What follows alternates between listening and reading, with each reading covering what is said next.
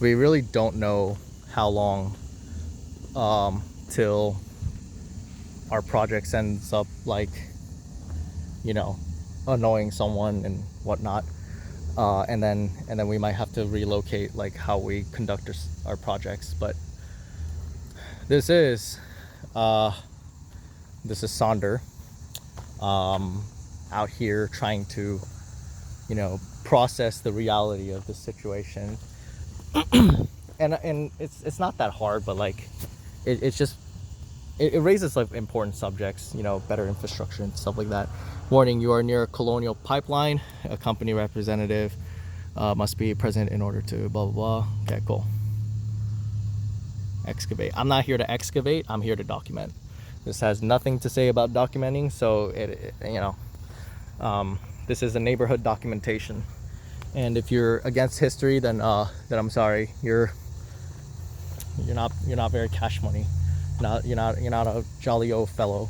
Okay, so this was a garden produced by a neighborhood man, and it's actually one of my favorite gardens.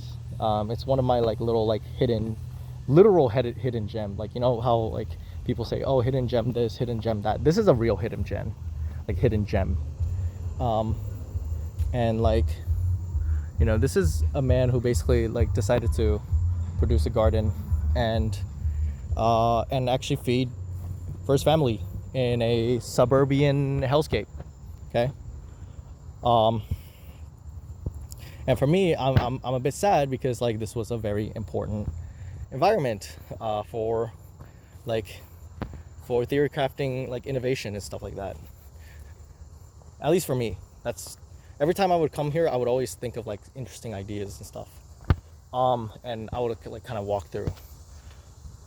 But it is unfortunate to say that the vegetation has done an insanely successful job at being vegetables and being plants, and now the roots have like struck man's faulty infrastructure. Really, if man can't create infrastructure that can handle nature, then what good is man's infrastructure? Really, this is all. If man can't handle nature, then I'm sorry, but like man needs to learn how to create places that can handle nature. And unfortunately, this is not one of them. The suburban landscape in the U.S. is a lie. It's all a lie. This is a fake dream, and you cannot prop it up, and that's just the reality. So as a result, you have to start innovating, and you have to start changing the suburbs, because the suburbs are not sustainable anymore.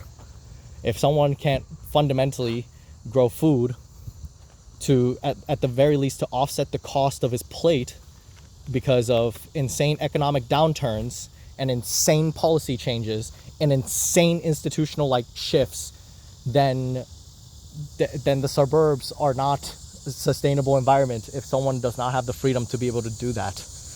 We are fundamentally living in a glorified shanty town, or like not even a shanty town, like we are living in a glorified company town. That's literally it. And surprise, surprise, the modern companies are just always trying to hide away behind bureaucracy and red tapes and names, okay? And just like subsidiaries and whatever. I'm not trying to say like, one political like or economic philosophy is better than the other. I'm here to say this: if you want to survive the oncoming onslaught of like the future and it's all of its insanities, if you do not know how to provide a sustainable culture or establish a sustainable community,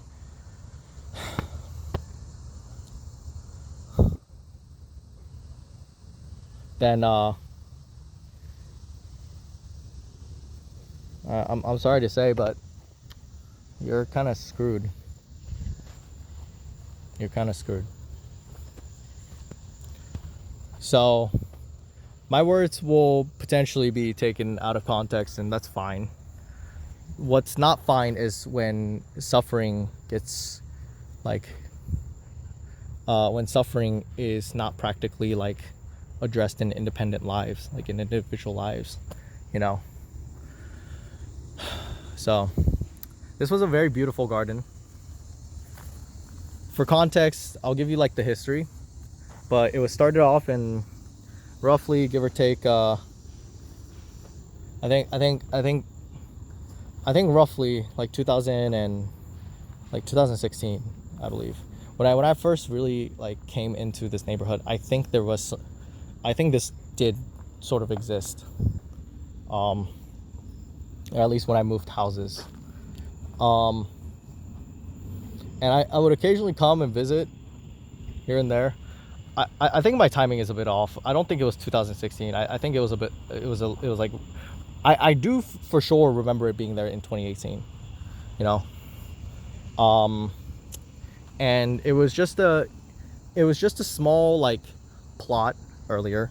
Like it was roughly up to that rain barrel, and then there was a bunch of like tilled soils and stuff like that. Over time, the farm the garden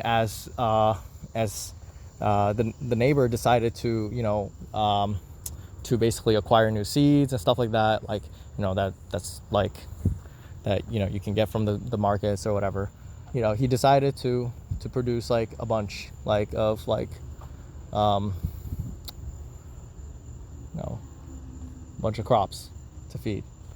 And you know, he shared too.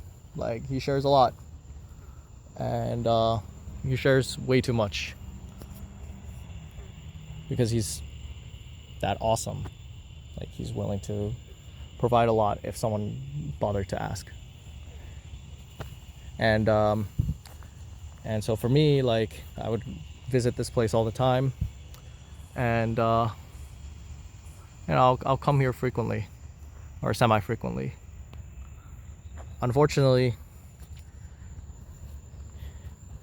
you know, suburbia requires a nomadic mindset, and to survive it, you can't just think you're a settler and you're gonna settle here.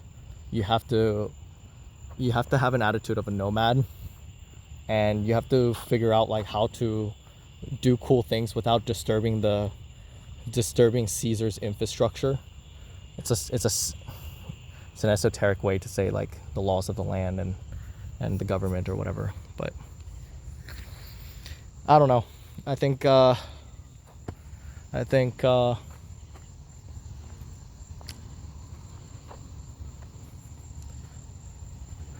beast is, you know, created its territory that's not sustainable, and we just unfortunately so happen to be forced to live in it, or coerced to live in it. So that's all I can say. It's becoming night, so hence like maybe my tone of sincerity, but yeah.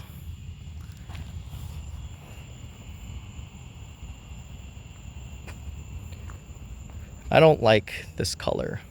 I like yellow and white.